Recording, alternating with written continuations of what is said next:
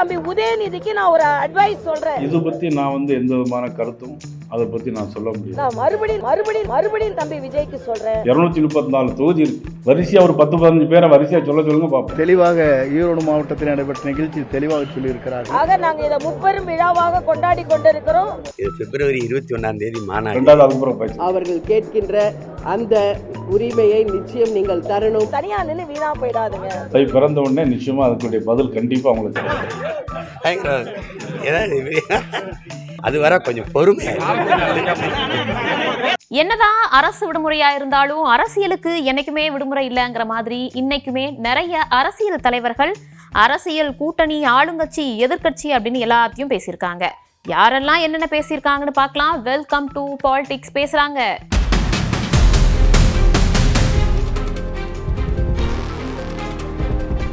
முதல்ல தாவேகா நிர்வாக குழு தலைமை ஒருங்கிணைப்பாளர் செங்கோட்டையன் அவர்கள், அவர்கிட்ட இந்த ஓபிஎஸ் தாவேகா கூட்டணி எல்லாம் இருக்கா அப்படின்னு என்னன்னு கொஞ்சம் சொல்லுங்களேன் அப்படின்னு கேட்க, கொஞ்சம் இருங்கப்பா அப்படிங்கிற மாதிரி அவர் ஒரு ரியாக்ஷனை கொடுத்துட்டு முதல்ல கிறிஸ்துமஸ் வாழ்த்தை தான் சொல்றாரு. கிறிஸ்துமஸ் வாழ்த்துக்களை நான் முதலே தெரிவித்துக் கொள்கிறேன். அப்புறமா தான் அண்ணன் கண்டென்ட்டுக்கும் வர்றாரு. எது எப்படியோ நாங்க எப்பவும் பாசிட்டிவ் அப்படிங்கிற மாதிரி அதெல்லாம் இருக்குங்க, பேசிட்டு இருக்காங்க, நல்லதே நடக்கும் அப்படின்னு சொல்றாரு. இணைய வேண்டிய இடத்தில் இணைவோம். அவர் தெளிவாக ஈரோடு மாவட்டத்தில் நடைபெற்ற நிகழ்ச்சி தெளிவாக சொல்லியிருக்கிறார்கள். இரண்டே கருத்து. கொள்கை ரீதியாக நாங்கள் யாரை எதிர்க்கிறோம் என்பது மக்களை கோஷமிட்டார்கள். அதே நேரத்தில் துரோகம் என்பது அந்த இயக்கத்தை எப்படி இருக்கிறது என்பதை அதையும் வெளியிட்டார்கள். ஆகவே இரண்டு கருத்துக்களும் தெளிவாக உங்களுக்கு இருக்கிறது. அதே தான் அது பொருந்தும். சரி, அரசியல் பத்தி கேட்டா பரவாயில்ல, மலேசியா ஈவெண்ட் பத்தியும் கேட்கறாங்களே, அதுக்கு அவரே என்ன சொல்றாரு நீங்களே பாருங்க. இல்லை, கட்டுப்பாடு என்பது அவருக்கு தொடர்ந்து கொடுக்கப்படுகிற ஒரு நிலை. ஆகவே அதையெல்லாம் தாண்டி மக்கள் மனதிலே அவர் நின்று கொண்டிருக்கிறார். மக்களால் 2026 அவர் ஆட்சி பீடத்தில் அமர்வதை எந்த சக்தியாலும் தடுக்க முடியாது. அடுத்ததா பாஜகவினுடைய மூத்த தலைவர் தமிழிசை சவுந்தரராஜன் அவர்கள், நாங்க எப்பவுமே எல்லா பண்டிகைக்கும் வாழ்த்து சொல்லுவோம்ல அப்படிங்கிற மாதிரி கிறிஸ்துமஸ் வாழ்த்தோட தொடங்குறாங்க தமிழிசை அக்கா. முதல்ல அனைவருக்கும் எனது உளம் கனிந்த கிறிஸ்துமஸ் வாழ்த்துக்கள். அது மட்டுமா, முப்பெரும் விழா நாங்களாம் கொண்டாடிட்டு இருக்கோம் அப்படின்னு சொல்றாங்க. இந்த முப்பெரும் விழாவாக கொண்டாடி கொண்டிருக்கிறோம். என்னது முப்பெரும் விழாவா? அது திமுக தானே அப்படின்னு நீங்க ஷாக் ஆகுறது தெரியுது. அது முப்பெரும் விழானா என்ன விஷயம் விவரம் அப்படின்னு அவங்களே சொல்றாங்க பாருங்க. முதல்ல அனைவருக்கும் எனது உளம் கனிந்த கிறிஸ்துமஸ் வாழ்த்துக்கள். மரியாதைக்குரிய வாஜ்பாய் அவர்களின் 100 ஆண்டு பிறந்த நாள் வாழ்த்துகள். மரியாதைக்குரிய மோடி அவர்களின் நல்லாட்சி தின வாழ்த்துகள். ஆக நாங்க இதை முப்பெரும் விழாவாக கொண்டாடி கொண்டிருக்கிறோம்.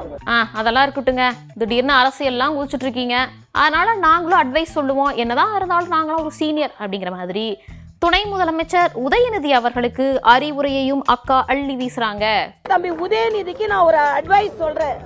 அட்வைஸ் சொல்லலாம், ஏன்னா நீங்கெல்லாம் திடீர்னு அரசியல்ல குதிச்சு இன்னைக்கு முதலமைச்சர் துணை முதலமைச்சர் ஆயிட்டீங்க. நாங்கெல்லாம் அப்படி இல்லை. எப்ப பார்த்தாலும் சனாதனத்தை ஒழிப்பேன், நானும் கிறிஸ்தவர் தான், நான் கிறிஸ்தவ மதத்தை சார்ந்தவர் தான், இந்து மத வேற்றத்தை விதைக்கிறது என்று சும்மா உளறிட்டு இருக்க வேணாம் நான் கேட்கிறேன். அதனால உளறல் உதயநிதி தம்பி, நீங்க சும்மா இந்து மதத்தை பத்தியும் நீங்க கிறிஸ்தவர்னு நிலைநாட்டுவதை பற்றியும், நீங்க ஒரு துணை முதலமைச்சர், எல்லாருக்கும் சமமானவர்கள். அதனால இன்று இந்த கிறிஸ்துமஸ்ல நாங்க சொல்லும் செய்தி தமிழ்நாடு மக்களுக்கு, நாங்கள் எல்லாம் ஒன்றாதான் இருக்கிறோம். ஆனா எங்களை மதச்சார்பின்மையாளர்களாக இல்லாமல் மதச்சார்புடையவர்களாக காண்பிக்க வேண்டும் என்பதற்காக எங்கள் மீது பழியை செலுத்திவிட்டு அவர்கள் தான் மதச்சார்பின்மையாளர்களாக இருக்கிறோம் என்று சொல்லிவிட்டு மதச்சார்புள்ளவர்களாக இருக்கிறார்கள். அடுத்ததா அக்கா தமிழிசை தம்பி விஜய்க்கு அப்படின்னு சொல்லி அவருக்கும் அட்வைஸை கொடுக்கறாங்க. என்னதான் இருந்தாலும் அவர் இப்பதான அரசியலுக்கு வந்திருக்காரு.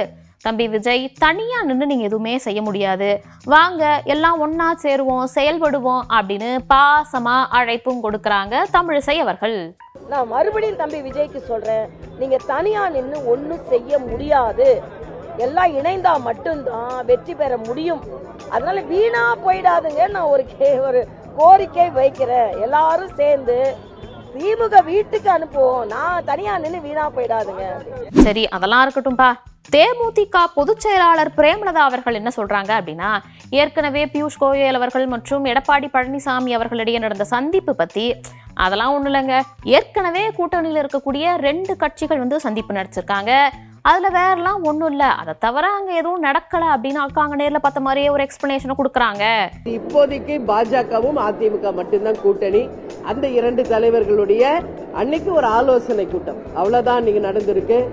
அதனால இனி என்ன நடக்க இருக்கிறது என்பதை நிச்சயமாக உரிய நேரம் வரும்போது நாங்கள் அறிவிப்போம். சரி, அதெல்லாம் இருக்கட்டும், அரசு நிலவரம், ஆளுங்கட்சி நிலவரம், வந்து போராட்டம் அதையும் நம்ம பேசணும்ல அப்படிங்கிற மாதிரி செவிலியர் மட்டும் இல்லாம அனைத்து அரசு துறை சார்ந்த ஊழியர்களுமே போராட்டம் நடத்திட்டு இருக்காங்க.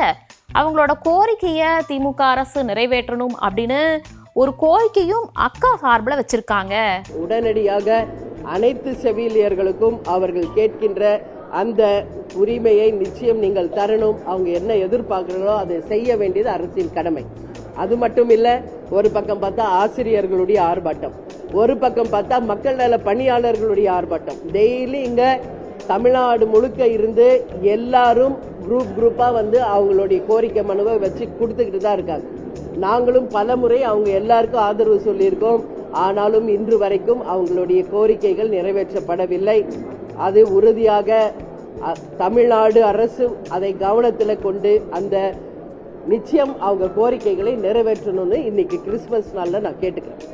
நாம் தமிழர் கட்சி ஒருங்கிணைப்பாளர் சீமான் அவர்களிடம் இந்த மற்ற கூட்டணிலாம் பத்தி கொஞ்சம் ஒரு கேள்வியும் கேட்டிருக்காங்க. என்ன விவரம் அப்படின்னா, ஓபிஎஸ் அவர்கள் அந்த நடத்தின மாவட்ட செயலாளர்கள் கூட்டத்துல நிறைய பேர் நீங்க கொஞ்சம் தாவேகா கூட கூட்டணி வச்சா பெட்டரா இருக்கும் அப்படின்லாம் கருத்தெல்லாம் சொன்னதாக செய்திகள் வருது, இதை பத்தி உங்க கருத்து என்ன அப்படின்னு கேட்க, அதாவது அவங்க கட்சி உறுப்பினர்கள்லாம் எடுக்கிற முடிவுங்க அதுல போய் நம்மளாம் கருத்து சொல்லிட்டு இருக்க முடியாது, என்னதான் இருந்தாலும் மற்றதுல கருத்து சொல்லுவேன், அதுக்காக இதுல எல்லாம் சொல்லாதீங்க, அவங்களோட கட்சி நலம் சார்ந்து அவங்க என்ன வேணாலும் எடுப்பாங்க அப்படின்னு அதற்கு ஒரு எண்டு கார்டு போடுறாரு. சரி, அவங்க கட்சி நிலவரத்தை தான் சொல்ல மாட்டீங்க, உங்க கட்சியில அண்ணா நீங்க சிவகங்கையில போட்டிடுவீங்களா அப்படின்னு ஒரு கேட்ட செய்தியாளரே அண்ணன் சீமான் அவர்கள் தன்னோட பாணியில விளையாட்டா அப்படியே கண்ணத்தை கிள்ளி சிரிக்கிறாரு. தம்பி கொஞ்சம் வெயிட் பண்ணுங்க, கொஞ்சம் பொறுமை காத்து இருங்க, ஏன்னா 234 தொகுதியிலையும் அறிவிக்கிற மாநாடு வரட்டும், அந்த மாநாட்டுல எல்லாத்தையும் நானே சொல்லிடுறேன், நீங்க எங்க கவலைப்படுறீங்க அப்படின்னு சொல்லி அண்ணன் முடிச்சிடுறாரு. வேலாச்சேரம் இதுல இருந்து கரெக்டா சொன்னீங்கன்னா கொஞ்சம் நல்லா இருக்குமே.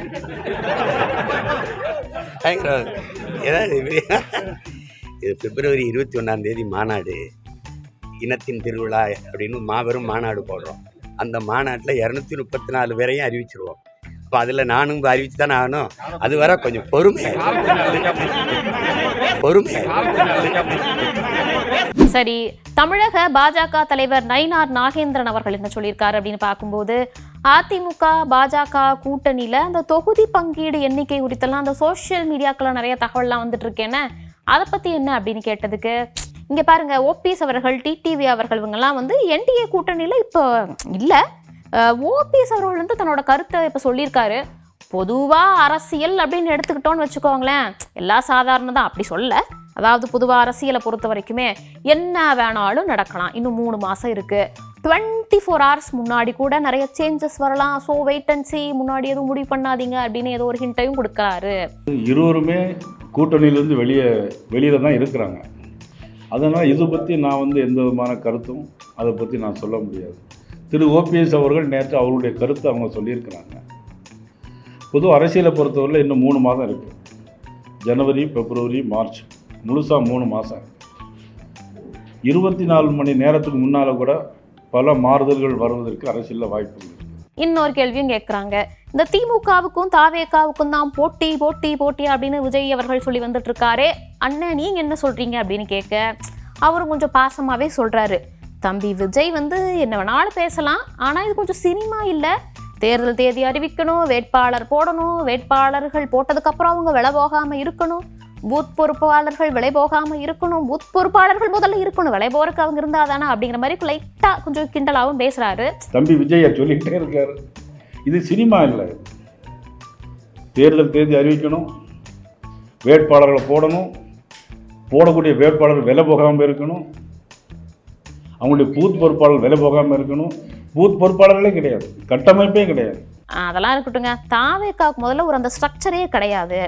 234 தொகுதிகள் இருக்கு, அது தெரியும்ல, 10 வேட்பாளர் பெயரை விஜய் சொல்ல முடியுமா அப்படின்னு ஒரு சவால் மாதிரியே கேட்கிறாரு. 234 தொகுதி இருக்கு.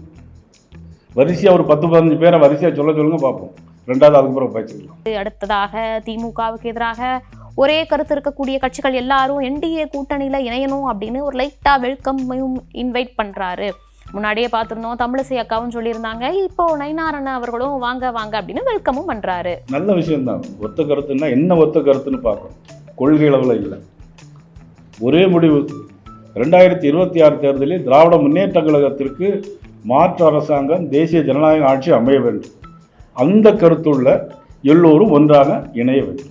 அரசியல்லாம் ஒரு பக்கம் நடந்துட்டு இருக்கும்போது அந்த ஓட்டு போடுறதுக்கு முக்கியமானது அப்படின்னு இப்ப சமீபத்தில் எஸ்ஐஆர்லாம் கொண்டு வந்திருக்காங்கல்ல, அதுல மறுபடியும் இன்னொரு இடத்துல ஒரு குழப்பம் என்ன அப்படின்னு பார்க்கும்போது, பூந்தமல்லியில புதிய வாக்காளர் பட்டியல்ல இறந்தவர்களினுடைய அந்த நேம்ஸ் நீக்கப்படாமல் இருக்குது அப்படின்னு தேர்தல் நடத்தக்கூடிய அலுவலரிடம் புகார் மனு அப்படிங்கிறது கொடுக்கப்பட்டிருக்கு. இதுல என்ன ஒரு ட்விஸ்ட் அப்படின்னா, அதிமுகவோட பூத் ஏஜென்ட்டோட பெயரே இல்லை அப்படின்னு சொல்லி ஒரு ஷாக்கையும் கொடுத்துருக்காங்க.